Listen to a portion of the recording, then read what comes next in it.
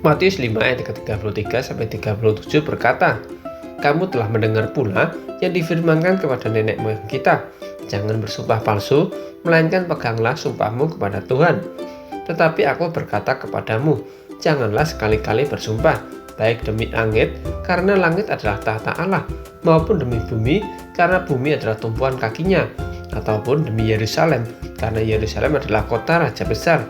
Janganlah juga engkau bersumpah demi kepalamu, karena engkau tidak berkuasa memutihkan atau menghitamkan selai rambut pun. Jika ya, hendaklah kamu katakan ya, jika tidak, hendaklah kamu katakan tidak. Apa yang lebih daripada itu berasal dari si jahat." Zaman dulu, bersumpah adalah bukti kesungguhan atau tanggung jawab penuh seseorang dengan perkataannya, apalagi mengatasnamakan nenek moyang, langit, atau bumi. Dengan begitu, orang lain akan gentar dan tidak akan berani untuk melakukan perkataan apapun dari orang yang bersumpah.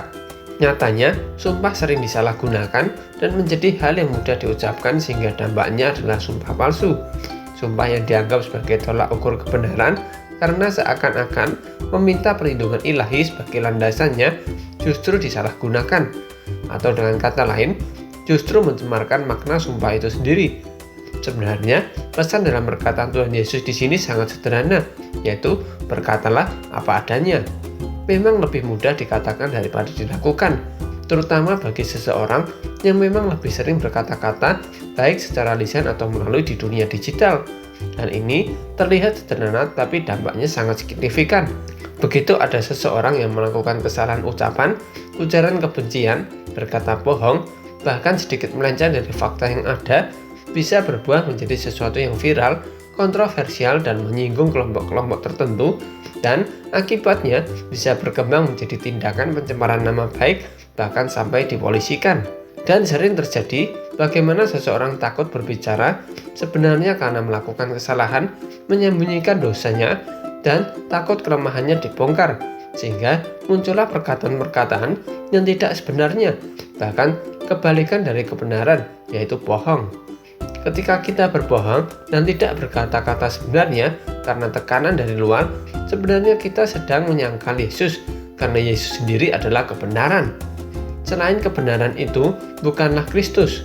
Jika kita sering memaklukkan kebohongan-kebohongan yang kita anggap kecil, maka bertobatlah, karena Tuhan Yesus berkata bahwa jika ya, katakan ya, jika tidak, katakan tidak.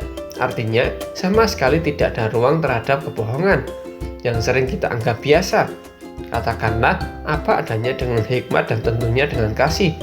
Jadi saudara-saudara, Tuhan Yesus sebenarnya memberi pesan yang sederhana, yaitu menguasai mulut kita sendiri dan juga perbuatan kita supaya berkata-kata apa yang kita katakan memang benar apa adanya. Yakobus 3 ayat ke-9-10 berkata, "Dengan lidah kita memuji Tuhan dari Bapa kita, dan dengan lidah kita mengutuk manusia yang diciptakan menurut rupa Allah. Dari mulut yang keluar berkat dan kutuk. Hal ini saudara-saudaraku tidak boleh terjadi."